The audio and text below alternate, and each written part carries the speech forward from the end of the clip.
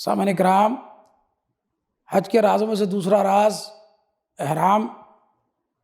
کہ اللہ سبحانہ و تعالیٰ نے کیوں اس کو حج کا فرض بنایا ہے، جس کے بغیر حج ہو ہی نہیں سکتا۔ احرام باندھنے کا عمل دراصل ہمیں وہ عظیم نصیحت یاد دلاتا ہے جو رسول اللہ صلی اللہ علیہ وسلم نے خطبہ حجۃ الوداع کے موقع پر فرمائی تھی کہ نہ کسی عربی کو عجمی پر فضیلت ہے، نہ کسی گورے کو کالے پر، اور نہ کسی امیر کو غریب پر، سوائے تقویٰ۔ ہم دیکھتے ہیں کہ بادشاہ ہو یا فقیر، عرب ہو یا غیر عرب، بلند نسب والا ہو یا عام انسان، احرام میں سب ایک جیسے لباس میں ملبوس ہوتے ہیں۔ نہ کوئی ریشمی لباس پہنتا ہے، نہ قیمتی عمامے ہوتے ہیں، نہ شاہانہ وقار ہوتا ہے، بس دو چادریں جو سب کو یکساں کر دیتی ہیں۔ کوئی کسی میں امتیاز نہیں کر سکتا، سب برابر دکھائی دیتے ہیں۔ آپ سارے گھر والے مل کر جائیں، حج پر جائیں، اور وہاں اگر بچھڑ جائیں اور کسی سے کہا جائے کہ ڈھونڈ لو، تو ڈھونڈنا بہت آسان نہیں ہوتا، کیونکہ سب بالکل ایک جیسے نظر آ رہے ہوتے ہیں۔ لیکن احرام میرے دوستوں اور بھائیوں، یہ صرف مساوات کا درس نہیں دیتا،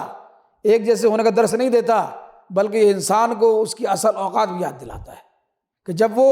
اس دنیا میں آیا تھا تو وہ خالی ہاتھ تھا، ننگے بدن تھا، اور جب دنیا سے رخصت ہوگا تب بھی وہ اسی طرح خالی ہاتھ جائے گا، اور اگر کچھ وہ لے کر جائے گا تو لٹھے کی دو چادریں ہوں گی جن میں لپٹ کر وہ مٹی کے گڑھے میں جا لیٹے گا۔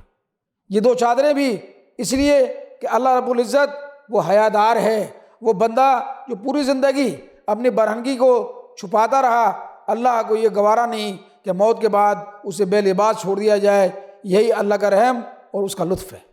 احرام حاجی کے سامنے دنیا کی حقیقت بھی بے نقاب کر دیتا ہے۔ یہی دنیا جس کی چمک دمک میں کھو کر وہ اپنے پیاروں کے حقوق بلا بیٹھتا ہے، جس کے پیچھے دوڑتے ہوئے وہ اپنے رب کو ناراض کر بیٹھتا ہے، لیکن یہی دنیا ایک دن چھوٹ جائے گی اور انسان خالی ہاتھ لوٹے گا۔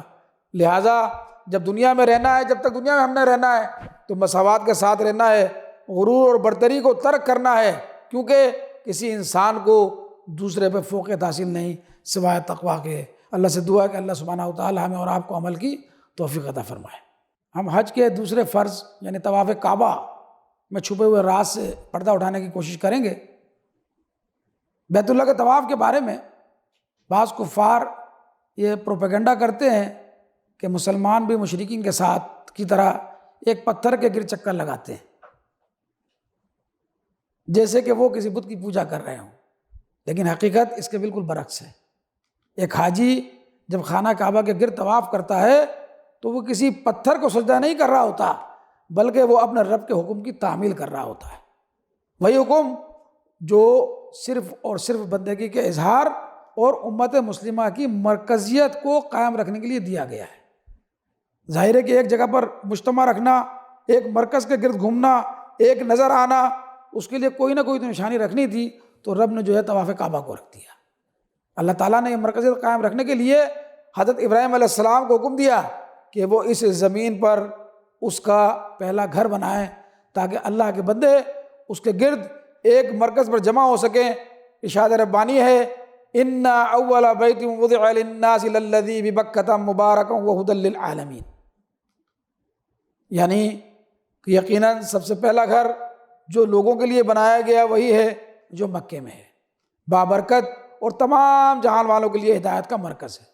لہذا دنیا کے کسی بھی کونے سے، مشرق، مغرب، شمال، جنوب کا جہاں سے بھی حاجی حج یا عمرے کی نیت سے مکہ میں داخل ہوتا ہے تو وہ ایک ہی مرکز کے گرد ایک ہی طریقے سے 7 چکر لگاتا ہے۔ اس تعداد میں کمی یا زیادتی اس کے اختیار میں نہیں، کیونکہ سب نے ایک مرکزیت جو ہے وہ اپنانی ہے، یہ عمل اس کے رب کا مقرر کردہ ہے۔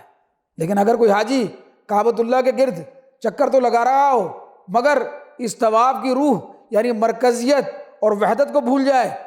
تو پھر اس کا حج کا مقصد ہی فوت ہو جاتا ہے۔ ایسی صورت میں اس کے اعمال بے روح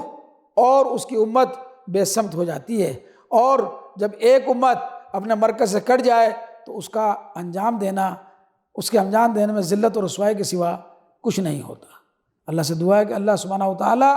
تمام حجاج کرام کو طواف کرتے ہوئے اس مرکزیت کا جو ہے وہ درس اور اس راز سے جو راز کو سمجھنے والا بنائے۔ وآخر دعوانا ان الحمد للہ رب العالمین۔